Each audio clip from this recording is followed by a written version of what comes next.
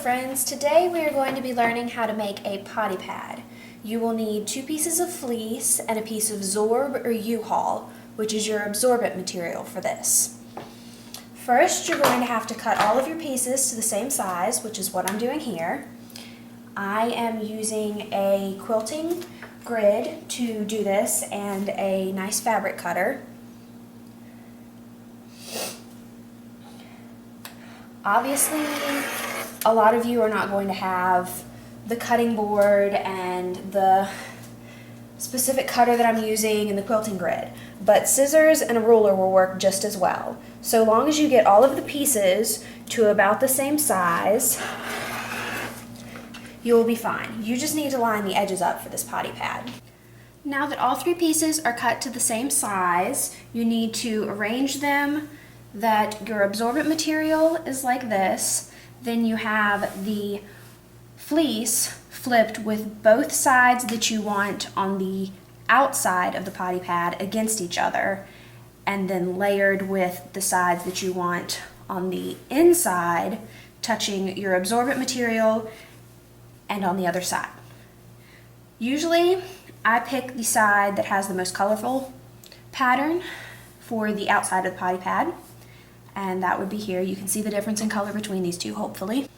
Now you're going to want to pin your fabric with pins like this, and with your pins you just need to stick them through all pieces of fabric and turn them around, and you need to do that all the way around and leave an itty bitty hole because this is going to be our turn hole. I have now pinned all the way around the fabric, and as you can see here I have 2 pins that are bigger than the rest, and that is where I have marked for my turn hole, which will be right here.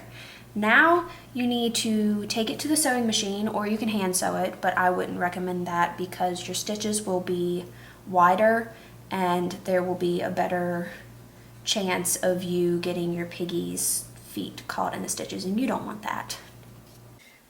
I just came back from sewing. I have now sewn all the way around the edges of this. Obviously they're not even. I am not by any means a professional sewer. I've only been at this for about 3 months. So don't worry if you've got edges that are not exactly lined up and your stitches are all crooked and all over the place. Your lines aren't going to be straight. Once you've sewn all the way around, your next step is to turn the fleece out through the turn hole. So you see here how we have our 2 pieces of fleece and then our U-Haul or our absorbent materials, or U-Haul, whatever you want to use. So then you're going to open up your U-Haul between the 2 fleece spaces. You'll have the U-Haul and the fleece on one side and 1 piece of fleece on the other. And you're going to turn the entire potty pad inside out through that hole. You're going to pull all of the fleece and everything through there from the inside. I typically grab inside to a corner like this and pinch that down and pull it through.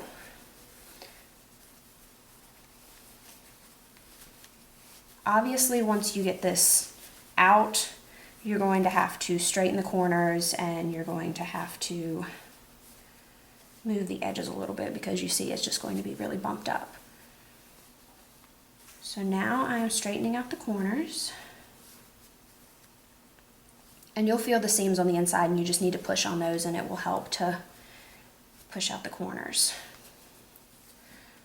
So now I have all of the corners pushed out, flatten it down, as you can see here, and then my turn hole is over here on this side. And what you're going to want to do with the turn hole is tuck the 2 pieces of fabric in on top of each other so that the edges of them are on the inside for both of them.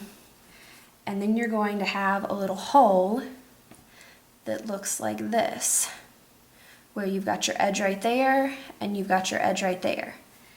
And for this, you want to make sure that you have it mostly lined up with the edge, tuck those in, and then you're going to want to pin those so that you know where to sew. Pin them on the edges so that you don't have holes when you go back to sew over it.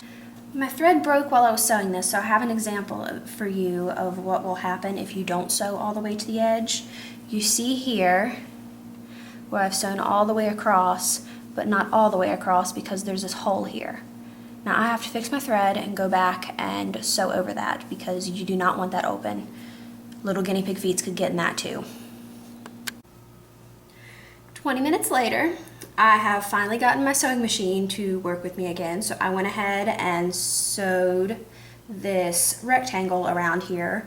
And this is here pretty much so that your seams here don't get completely messed up when you put it through the wash, because it will be kind of misshapen when it comes out. I went ahead and closed up the turn hole. And if you were curious, this is what the back looks like. Just square all the way around. Back, front, or vice versa. It doesn't really matter which way you turn your potty pad.